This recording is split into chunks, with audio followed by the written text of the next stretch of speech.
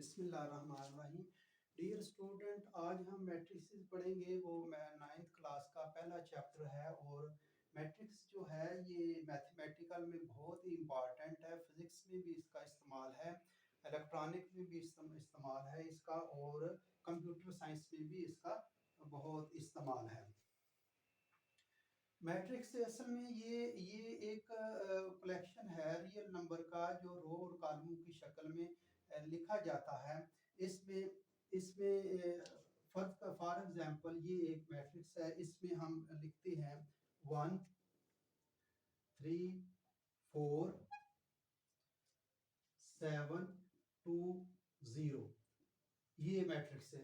फर्क करें ये एक, तो इसमें सबसे पहले बेसिक जो चीजें हैं वो इसमें हम पढ़ेंगे। रो क्या होता है और दूसरा कॉलम। इस मैट्रिक्स में जब हम देखते हैं तो रो जो होती है, रो हॉरिजॉन्टल लाइन में जो होती एलिमेंट आते हैं उसको रो कहते हैं। मतलब ये अगर इस पे देखे जाए तो ये एक रो है, रो नंबर 1 का ले। मतलब इस रो में 1 3 4 एलिमेंट आता है। ये रो वैसे मैं लिख रहा हूँ ऐसे, इसमें ऐसे लिखना नहीं है। ये रो है और इसमें दूसरी रो जो आएगी वो ये आ जाएगी, ये रो नंबर 2 है। जो इसमें रो नंबर 2 में जो एलिमेंट आएंगे वो एक तो ये होगा 7 होगा, 2 होगा, 0 होगा। और रो नंबर 1 में जो इसके एलिमेंट आएंगे ये 1 3 4, ये रो। तो इस मैट्रिक्स की जो है वो रो, ये दो रो हैं।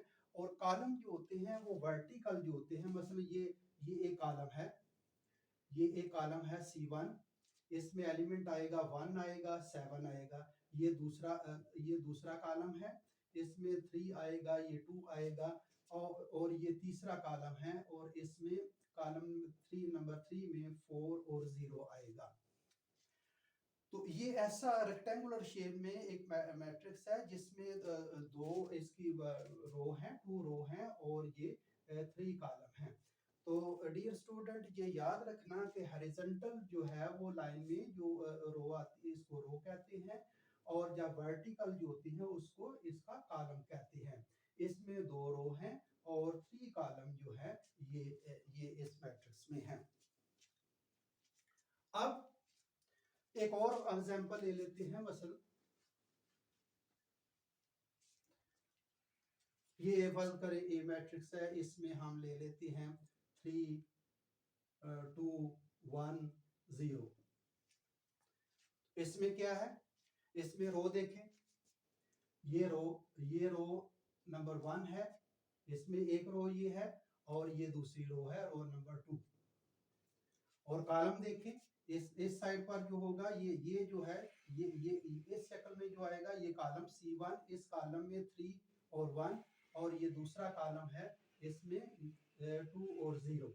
तो इस मैट्रिक्स में जो है 2 रो हैं एंड 2 ही कॉलम हैं। तो ये एक और एग्जांपल थी। अब एक और इम्पॉर्टेंट जो चीज है वो ये है कि ये किसी भी मैट्रिक्स का ऑर्डर क्या होता है। किसी भी मैट्रिक्स का ऑर्डर ये एक बेसिक चीज है। इसमें हम आपको बताएंगे कि किसी भी मैट्रिक्स का जो ऑर्डर है वो कैसे लिखते हैं, ऑर्डर का क्या मतलब है और कैसे ऑर्डर निकालते हैं।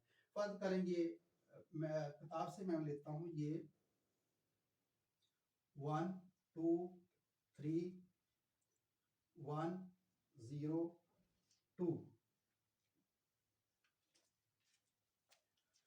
अब ऑर्डर जो होता है वो उसका रो बाय कॉलम,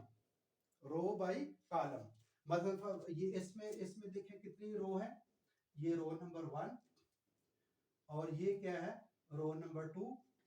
इसके कॉलम कितना है, ये कॉलम C1 1 1 और ये कॉलम C2 इसमें 2 0 और ये कॉलम C3 जो है इसमें 3 और 2 है।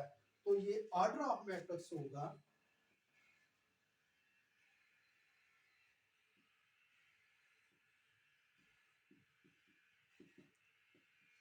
रो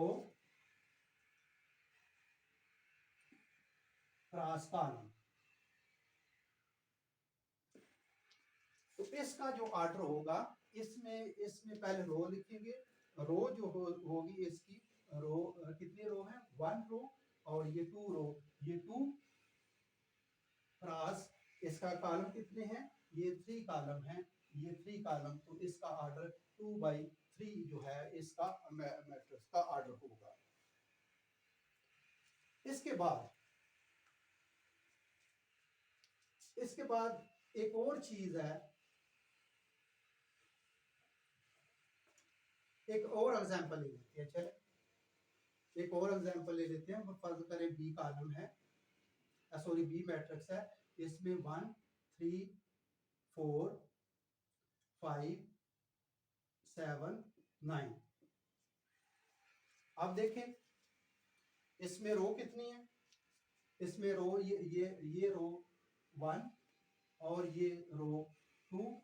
कॉलम देखते हैं, कॉलम C1 इस तरह लिखना नहीं, वैसे मैं आपको बता रहा हूँ कि ये जो है वो काउंट करने के लिए C1 इसका कॉलम है, और ये C2 है, और ये C3, ये 3 का कॉलम है। तो ऑर्डर ऑफ मैट्रिक्स जो होगा,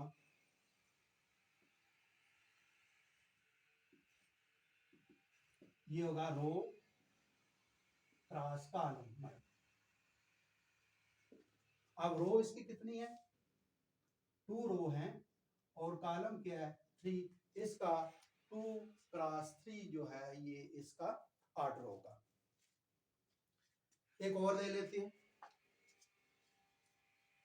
ऑर्डर कैसे निकालना है इसका एग्जांपल। बस फर्ज करें ये हम सी ले लेते हैं मैट्रिक्स, इसमें 1 3 5 6 7 4 9 8 2 1। अब order of matrix,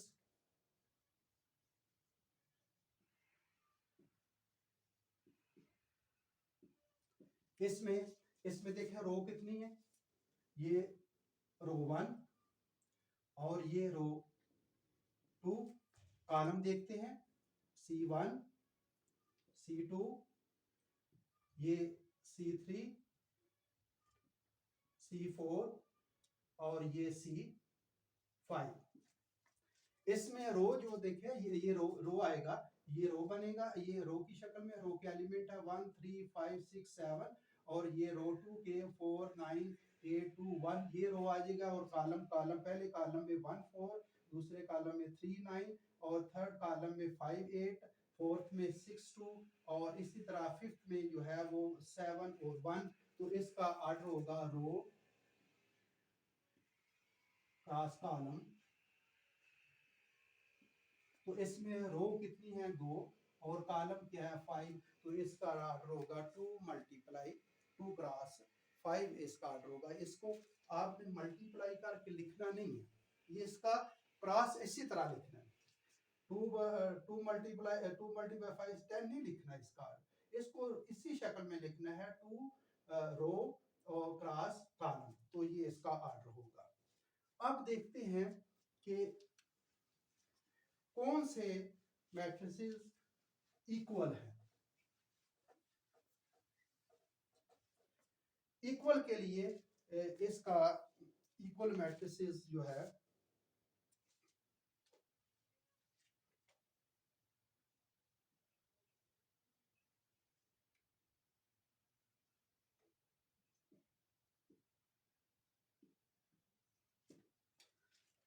for example ये हम ए कॉलम ले लेते हैं, ए मैट्रिक्स से ले लेते हैं। इसमें 1 3 -4 2, और ये बी ले लेते हैं 1 2 + 1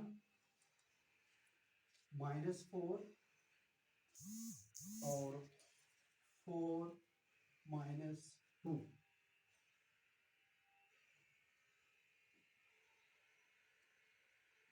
ये सबसे पहले इक्वल देखने के लिए कौन सी मैट्रिसेस इक्वल हैं, सबसे पहले उनका ऑर्डर इक्वल होना चाहिए। ऑर्डर के बाद उसके क्रॉसपेंडिंग एलिमेंट, मसलन यहाँ ये जो बी कॉलम है, बी कॉलम इसमें ये एक एलिमेंट है और ये इसी कॉलम में और इसी रो में एक ही चीज है, ये को अलग अलग नहीं है। 2+1 है और ये 3 होगा और ये -4 और ये 4 -2 2। तो सबसे पहले जो है इसका हम ऑर्डर ऑफ ए देखते हैं।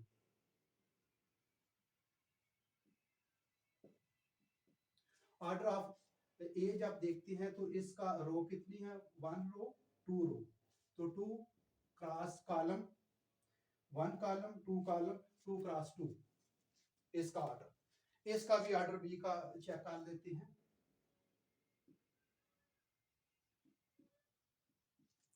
रो कितनी है, ये पहली रो और ये सेकंड रो और ये इसकी रो 2 होगी और इसका कॉलम दे देते हैं, पहला कॉलम और ये सेकंड कॉलम, ये 2 क्रॉस 2। इसका मतलब ये हुआ कि ए का ऑर्डर जो है वो 2 क्रॉस 2 है और बी का भी ऑर्डर 2 क्रॉस 2 है। एक कंडीशन हमारी पूरी हो गई। दो कंडीशनें हैं कि दो मैट्रिसेस आपस में किस वक्त इक्वल होते हैं। सबसे पहले ये है कि उनका ऑर्डर एक जैसा होना चाहिए, दूसरा उनके क्रॉसपेंडिंग एलिमेंट जो है वो एक जैसे होना चाहिए। मसलन ये इसका 1 है तो इसका भी 1 है, ये 3 है तो यहाँ तो इसको अगर सिंप्लीफाई करेंगे तो 2 + 1 3 बन जाएगा।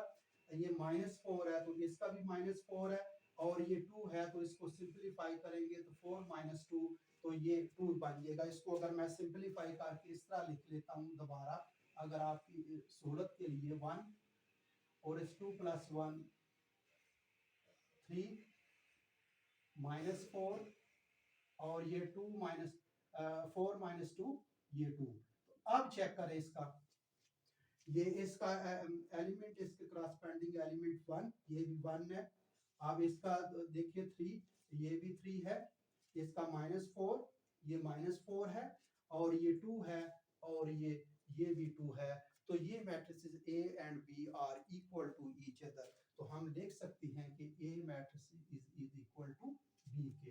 तो ये तब मैट्रिक्स इक्वल होंगे, दोबारा मैं रिपीट कर लेता हूं, जब उनके ऑर्डर एक जैसे होंगे, दूसरा उनके क्रॉसपेंडिंग एलिमेंट जो है वो एक जैसे होंगे, तो फिर दोनों मैट्रिसेस आपस में जो है ये इक्वल होंगे। ये हमने आज मैट्रिसेस पढ़ा। मैट्रिक्स क्या होता है, उसमें रो क्या होती हैं, उसमें कॉलम क्या होते हैं, फिर हमने उसका ऑर्डर पढ़ा, मैट्रिक्स का ऑर्डर क्या होता है, रो बाय कॉलम।